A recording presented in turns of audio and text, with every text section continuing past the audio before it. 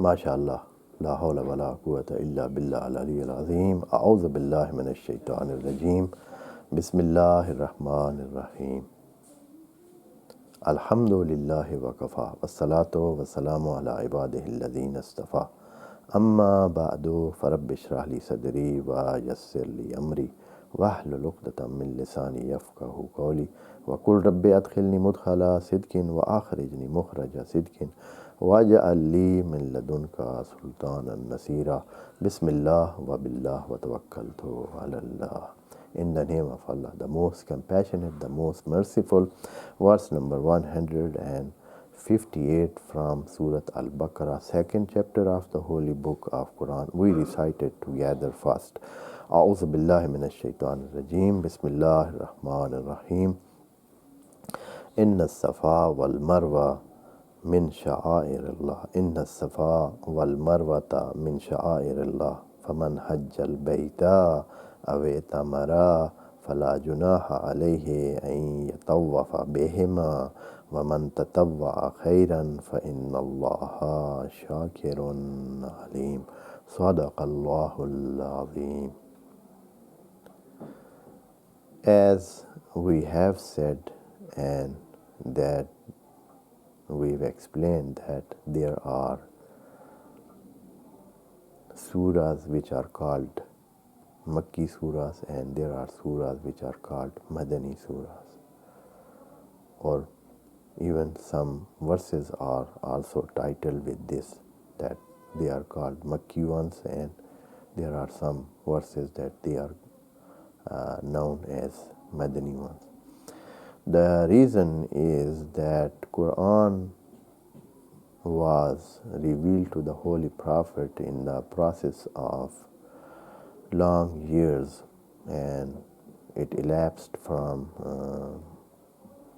the first of his being announced as the Prophet up to the last of the revelation that came to him, and that extended that era about 23 years, from the first of the revelation up to the last of that 23 years. And is in these 23 years the revelation from Allah to him by Jibreel alayhi salam was completed, and that was all what it is in Quran.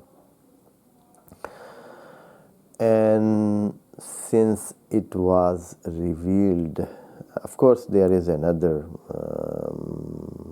thing that should we know. Quran also came on the heart of the Holy Prophet once completely, and then it was revealed in short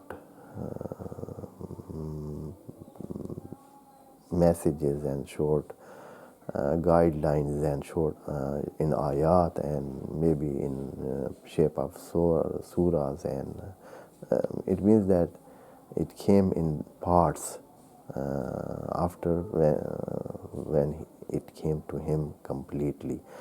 Both shapes are revealed to the Holy Prophet, and this what is I am mentioning to is the other way which is done, which was completed by parts. And in that shape, Surah Al-Baqarah, which we are explaining, that now it is revealed in Medina. And when it is revealed in Medina, of course, the events they were taking place at that time in Medina, all those matters are also covered by the guidance of Allah, and according to what was there an event, a guideline or a guidance matter comes to the Holy Prophet, so that it was made easy for believers, so that they can practice according to the guideline of Allah.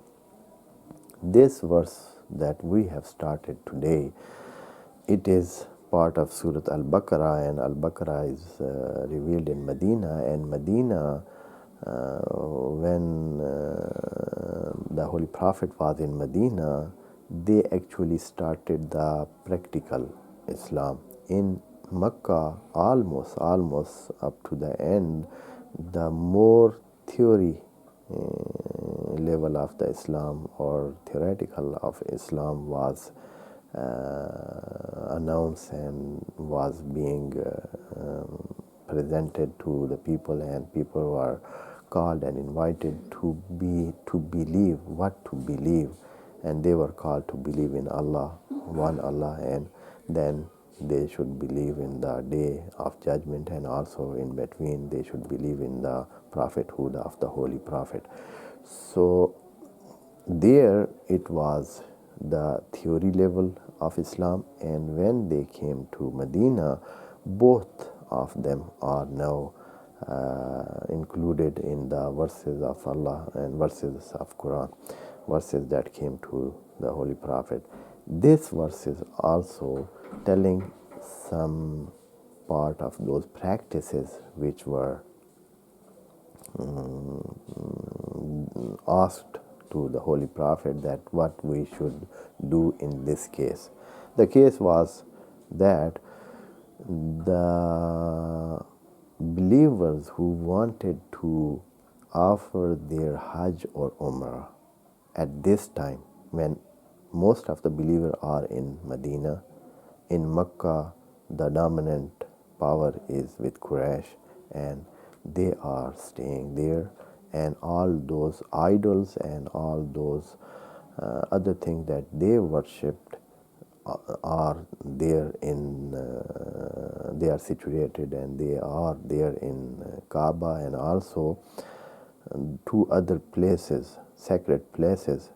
They were called Safa and Marwa, which were sacred because of the historical events that took place in them, and they were also sacred places. And when somebody went there to make Hajj or Umrah, they were making a circumambulation around those places. As they made that round about Kaaba, they also visited Safa and Marwa. And Safa and Marwa, they are two places near Kaaba, and every Haji, when he goes there, he is to have a round around these two places and to position that they are there too. But since there were some idols put there from the side of idolaters, and they were worshipping them, and now Muslims also wanted to worship and go there and make their Hajj and Umrah. They were hesitant that if they do this circumambulation process around there, it will be considered as they are doing this rounding and circling around those idols, and that was giving them some hesitation to do that. For removing this hesitation from the minds of mu'mineen, Allah is telling this ayah and this verse. We started today with this preface that I have presented. We translate and explain the words of ayah, but the preface of that, the preliminary words which were needed, I explained it first.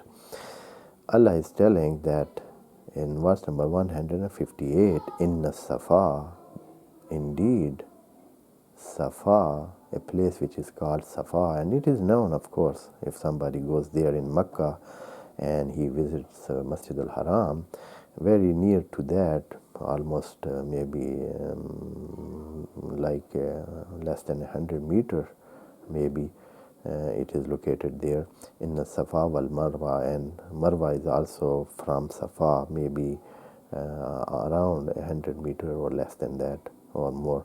In the Safa wal Marwa, they are located there, and Allah is telling that these two places, they are sacred places in the view of Allah, and Allah regards them as sacred places.